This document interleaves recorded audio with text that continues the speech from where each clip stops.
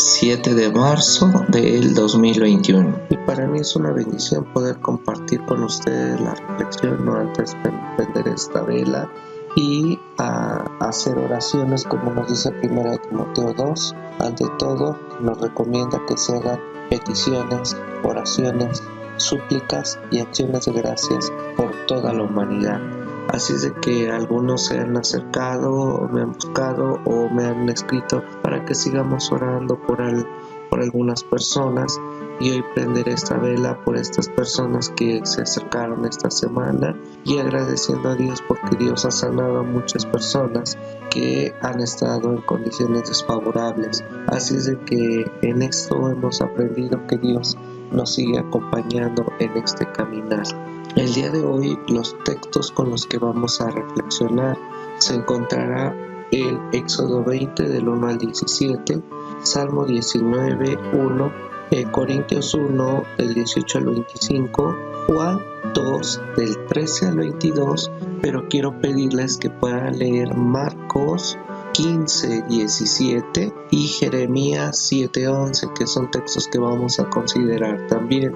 Así es de que va a ser importante, recuerden que los leamos, porque hoy los lugares, los casas, los monumentos se han convertido en casa de negocios, símbolos de poder, y en este día hoy vamos a hablar de este texto y voy a utilizar el Evangelio de Juan y de Marcos. Así es de que Jesús, de haber entrado en Jerusalén para iniciar el reinado de Dios, acuérdense que venimos siguiendo su caminar, Jesús quiso limpiar la religión, esto es, el símbolo más importante de la religión era el templo.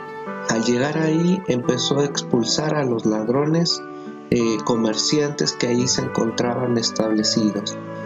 Quiero decir nuevamente, no lo digo yo, porque a lo mejor yo no me hubiera atrevido, lo dice el Evangelio de este domingo, cómo Jesús toma unos lazos y los hace unos látigos. Pero bueno, sigamos con esta reflexión. La primera comparación que vemos viene en Marcos 15 y Jeremías 7, recordando que Marcos fue el primer evangelio escrito.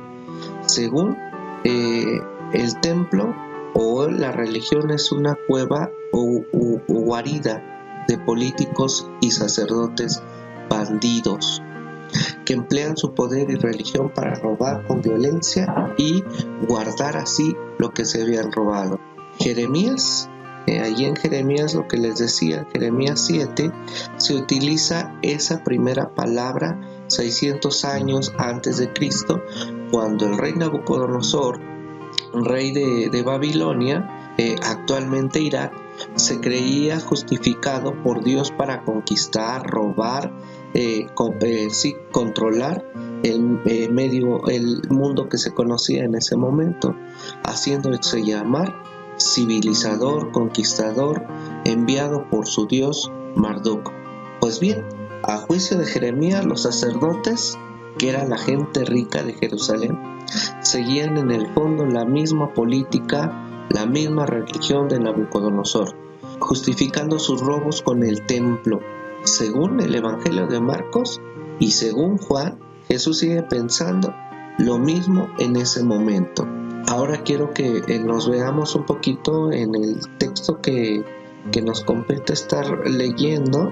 En Juan 2:16 dice: no convertirás la casa de mi padre en un emporio, en un centro comercial o en un centro de negocios. Evidentemente Juan ha pasado del lenguaje de los reyes, que utiliza la palabra bandidos, y esto pasa a un argumento de lenguaje comercial. Esto es, en vez de robar haciendo guerras de conquistas con soldados, crearon emporios, centros comerciales o colonias, ¿sí?, a lo largo de Jerusalén, pero también del Mediterráneo y del mundo occidental, enriqueciéndose a costa de los pobres. Esto suena muy similar a lo que ahora tenemos, cierto tipo de tiendas que abusan de los pobres, pero esto no pasa desapercibido también en cierto tipo de iglesias donde los lugares, los monumentos, los templos se han convertido, como les decía, en cueva de ladrones. Pues conforme a la visión de Jesús, el Evangelio de Juan, el templo de Jerusalén se había convertido en un emporio, en una casa comercial al servicio de los ricos. Se había hecho una nueva economía de mercado a modelo de los fenicios y griegos. Pensemos que este es el tema central del tema a reflexionar el día de hoy. Así es de que quiero decir que este texto nos dice que la función religiosa en el tiempo de Jesús ya no estaba funcionando. El templo simbolizaba y expresaba la presencia de Dios. Recuerden que habitaba en medio de su pueblo. En este sentido, aparecía como un lugar de oración, de purificación, un lugar de apoyo para las personas donde recordaran que Dios se hacía presente en la vida de ellos.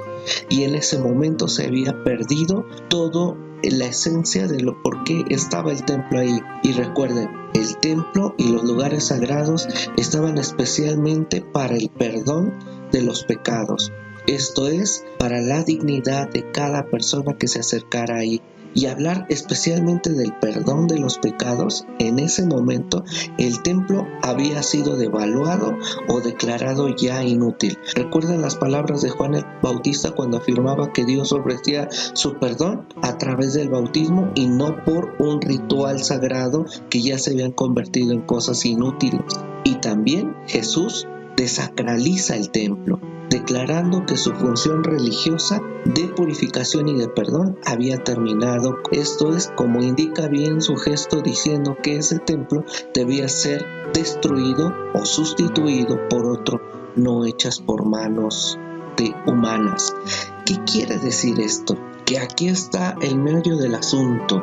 ¿Por qué hay cosas que seguimos conservando que ya son inútiles? ¿Por qué seguimos exaltando lugares y espacios que no están sirviendo para el objetivo de la dignificación, el amor incondicional para el ser humano? Las cosas que el hombre fabrica, entre ellas el templo, se convierten en ídolo para las personas, algo que puede ponerse y se pone al servicio del poder y del dominio de unos sobre otros. Esto es, para controlar, para humillar, para señalar, para marginar, para rechazar a la humanidad. En contra de eso, el verdadero templo, dice Jesús, debe identificarse con el cuerpo mesiánico, es decir, con la humanidad misma reconciliada, que es el proyecto de Dios. Jesús vino a traer vida y vida en abundancia.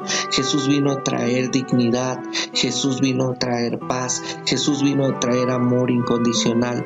Jesús no ha necesitado ni necesita el templo exterior para preparar y proclamar la llegada del reino de Dios o de este proyecto de Dios. Y así sube a Jerusalén para indicar de manera pública y abierta que la función de ese templo ha terminado. En el fondo sí se entiende lo que hace Jesús, su molestia, cómo es de que Él señala que las cosas que están hechas por manos de hombre las hemos convertido en ídolo. Todo su mensaje de este Jesús no fue un tema para señalar ni para marginar, fue un mensaje para salvar, rescatar lo que se había perdido, y lo que se había perdido precisamente era el sentido de ser un ser humano, una persona que se preocupara por ella, que se preocupara por el otro, que viviéramos y aprendiéramos a vivir en comunidad y podernos apoyar. Jesús se encuentra con las personas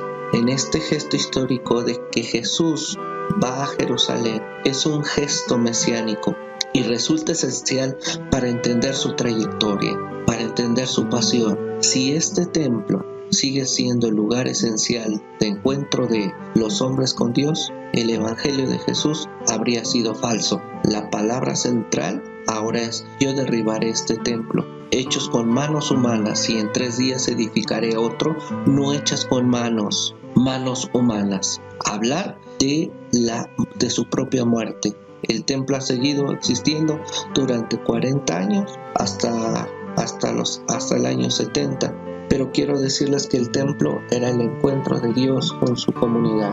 Ahora Este Jesús sale a tu encuentro en tu casa, en tu caminar y ahora en algo muchísimo más grande todavía, en la propia humanidad. Jesús te sigue buscando, Jesús nos sigue buscando y nos sigue encontrando a través de la hermana, del hermano, del niño, del anciano, de la anciana, de la mujer. Hoy vemos a Jesús a través de ti, hermano. Dios, amor, nos bendiga.